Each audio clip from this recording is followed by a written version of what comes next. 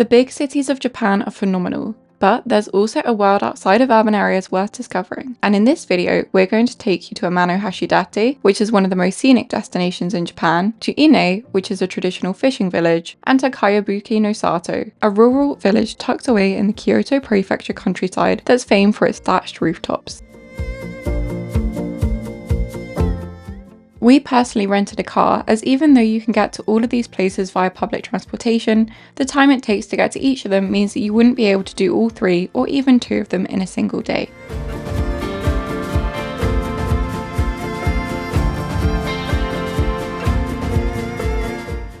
Welcome to Amanohashidate, which is considered to be one of the 3 most scenic viewpoints in Japan. We're in the Miyazu Bay in northern Kyoto prefecture, and honestly, it's a perfect day to go exploring. The main draw here is the Amanohashidate sandbar.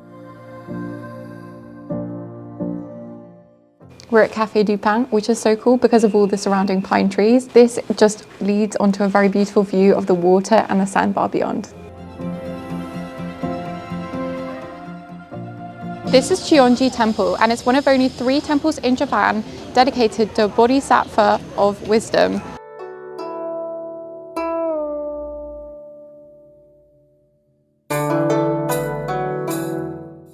The sandbar is around 3.6 kilometers in length and between 20 and 170 meters in width, depending on where you are on the bar. It's also home to around 5,000 pine trees, which means that it's leafy and green all year long and reminds me a lot of southwest France.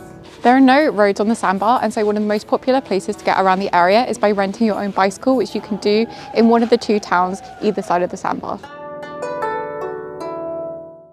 This is the Kaizen Bridge, and it connects Monju to Amanohashidate, which is the sandbar. The original bridge dates all the way back to 1923, and back then it was hand operated. This is very cool today because in 1960 it was changed to become electronic. When a boat passes through, the bridge changes 90 degrees to let them pass.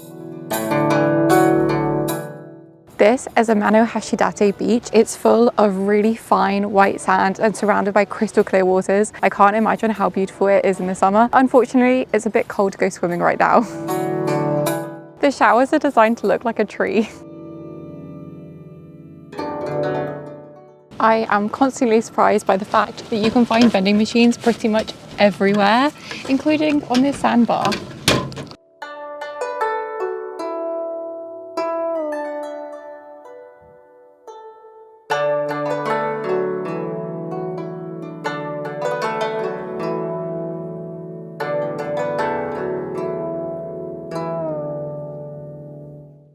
One of the most popular things to do in this area is to go up the monorail and chairlift, which will take you to the top of the hill. And now that we've seen everything on the sandbar, let's go and look at it from above.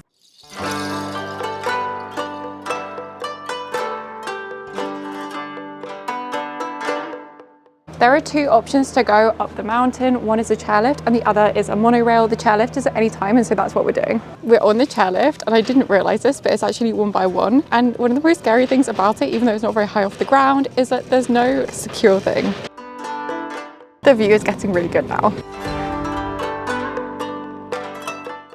We've just arrived at the top, and as well as a mesmerizing view over the sandbar, there's a small theme park here where there are little attractions, so we'll go and check them out now. We're now on this little attraction that Antoine called the Velo Rail, which is kind of like a bicycle rail. It's basically a little loop around the top where you see even better views of the sandbar below and the surrounding area, although it's definitely for people who are a little on the shorter side of things because Antoine is struggling to pedal. He was right, it is called the cycle car. Now we're going to see what the sky path is. I think it's even more views. All in all, I would say you want to set aside at least 2 hours to explore Amanohashidate, and perhaps 3 if you want to go on many of the fairground rides. After heading back down the mountain, we got back in the car and drove to the other side of the sandbar. This town on the other side, much like the other one, has its own cable car to take you up to the top of the mountains, and also a small number of tourist shops where you can buy souvenirs and snacks. There's also a really beautiful shrine here, but unfortunately you can't take photos within the complex itself. I couldn't find the reason why, but there were a lot of Star Wars references all around town. From the northern portion of Amanohashidate, it's just a 15-minute drive to reach one of the most picturesque towns in the Kyoto prefecture. En route, we enjoyed lovely waterside views and beautiful local architecture.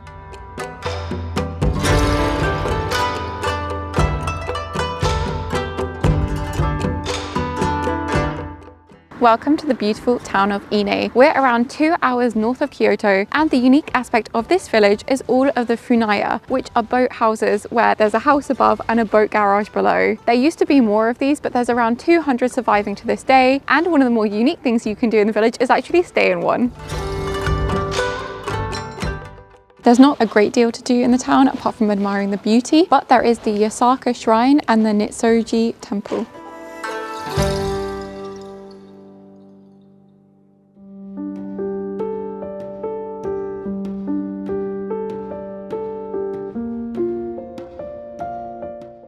It's really interesting to walk on the road behind all of the houses because you can literally see the boats ready to go out onto the water. Each town and city in Japan has its own drain cover design, and the one for Ine is really beautiful. It's got the water in the houses.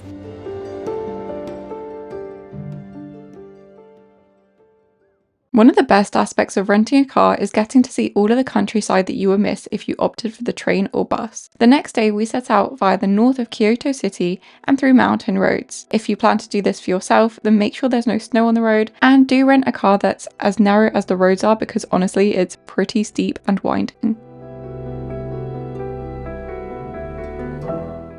I found it particularly interesting to see the rice terraces while driving through the mountains. These ones lie at the foot of Mount Atago, around 450 meters above sea level. We also came across this tranquil and peaceful spot on Amawaka Lake.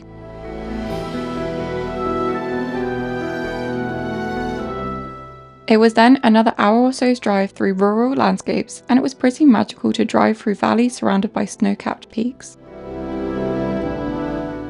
Kayabuki no Sato is one of the most beautiful rural towns close to Kyoto, and is particularly famous for its thatched rooftops. Once upon a time, there would have been dozens of thatched roof homes, and today just under 40 survive in this little village. It's often much colder here than in nearby Kyoto, so do be sure to bring a coat, as there can often be snow here even when it's sunny in Kyoto. It's completely free to visit the village, but you'll have to park in the designated parking, which is around a 5-minute walk away.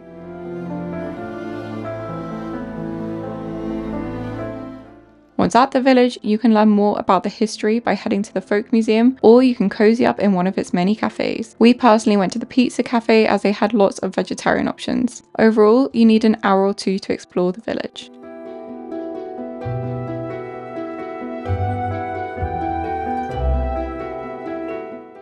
Thank you so much for watching this video, and don't forget to like and subscribe for more travel content. See you next time. Bye!